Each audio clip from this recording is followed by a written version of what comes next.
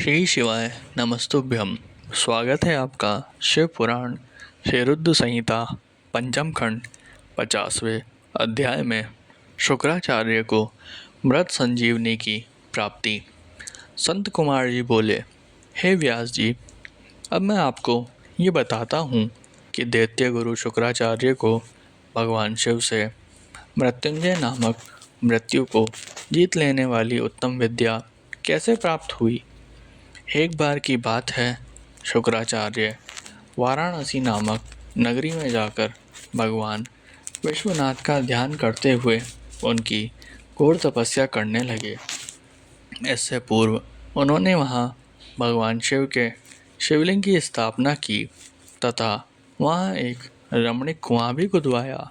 तत्पश्चात उसमें शिवलिंग को 32 सेर पंचामृत से 1,00,000 बार अभिषेक कराने के बाद सुंदर सुगंधित द्रव्यों से स्नान कराकर उस अमृतमय ज्योतिर्लिंग की स्थापना की।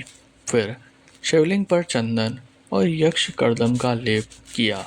राज चंपक, धतुर, कनेर, कमल, मालती, कर्णिकार, कदम्ब, मौलसीरी, उत्पल, मल्लिका, चमेली, शतपत्री, डाक, सिंधुवार, बंदूक पुष्प, पुनांग, नाग केसर, केसर, नवमल्लिक, रक्तदला, कंदु मोतिया, मंदार, बिल्वपत्र, गुमा, मरुआ, व्रक, गांठिनी, दोना, आम के पत्ते, तुलसी, देवजवासा, भृतपत्री, नांदरुक, अगस्त्य, साल, देवदारू, कचनार, कोरबक और कुरंतक के फूलों और अनेक प्रकार के पल्लवों से भगवान शिव की विधिवत पूजा अर्चना की।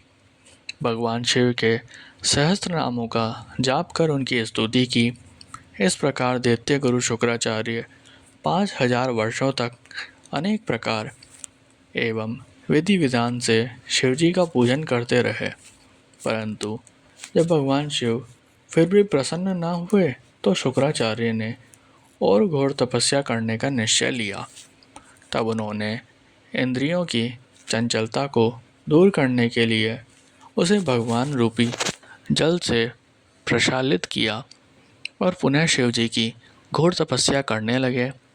इस प्रकार 1 सहस्त्र वर्ष बीत गए।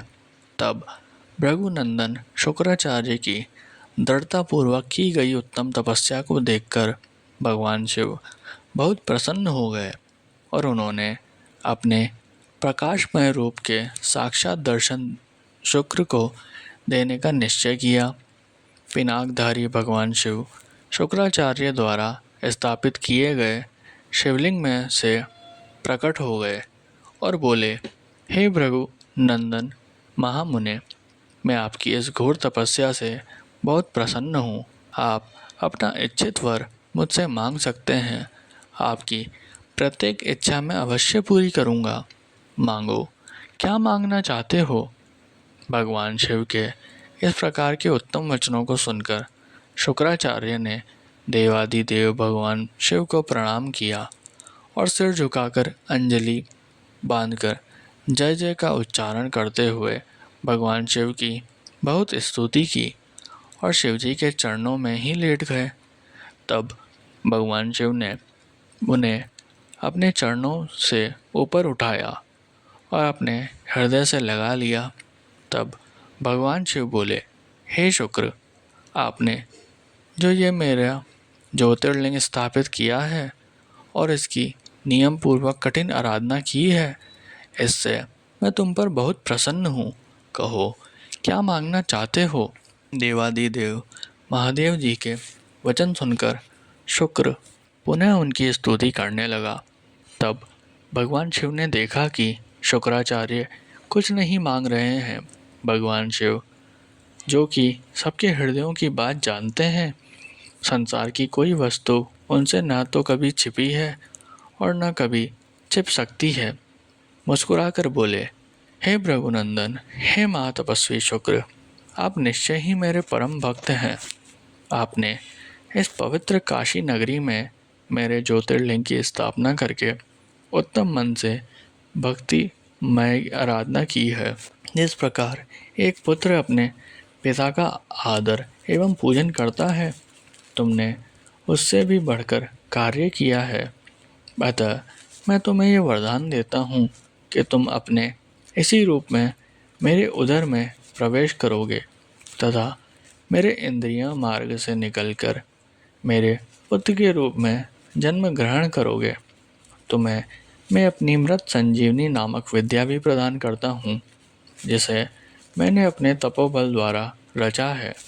तुम्हारे अंदर तप की अनमोल निधि है, जो कि तुम्हारी योग्यता है।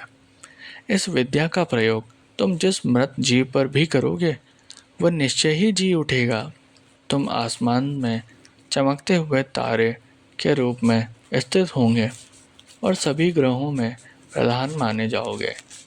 जब तुम्हारा उदय होगा, वह समय अति शुभ माना जाएगा और उसमें विवाह एवं सभी धर्म कार्य किए जा सकेंगे।